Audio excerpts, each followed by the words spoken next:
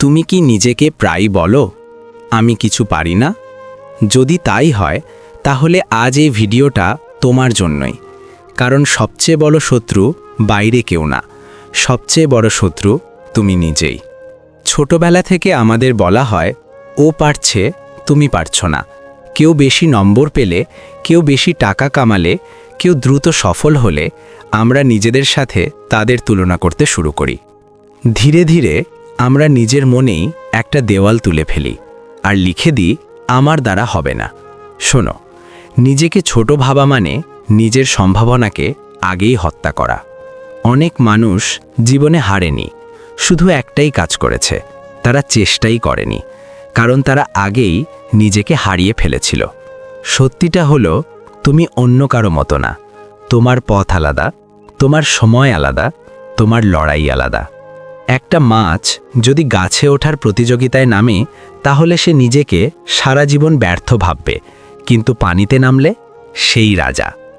সবাই একদিনে বড় হয় না, কেউ ধীরে শেখে, কিন্তু গভীরভাবে শেখে। আজ তুমি যেখানে আছো সেটাই শেষ জায়গা না, এটা শুধু তোমার যাত্রার মাঝপথ। আজ থেকে একটা কাজ করো, প্রতিদিন নিজেকে বলো, আমি এখনো পারিনি, কিন্তু আমি পারব। এই একটা লাইন তোমার চিন্তা বদলাবে, আর চিন্তা বদলালেই জীবন বদলাতে শুরু করে। সবাই তোমার স্বপ্ন বুঝবে না, এটাই স্বাভাবিক। যারা নিজেরা কিছু করেনি তারাই সবচেয়ে বেশি বলে, ওটা হবে না। কিন্তু মনে রেখো, ইতিহাস কখনো দর্শকদের মনে রাখে না, ইতিহাস মনে রাখে মাঠে নামা মানুষদের। তুমি দুর্বল না, তুমি শুধু ক্লান্ত। বিশ্রাম নাও, কিন্তু হাল ছাড়ো না। নিজেকে ছোট ভাবা বন্ধ করো, কারণ তুমি জানো না তোমার ভেতরে কতটা শক্তি এখনো ঘুমিয়ে আছে।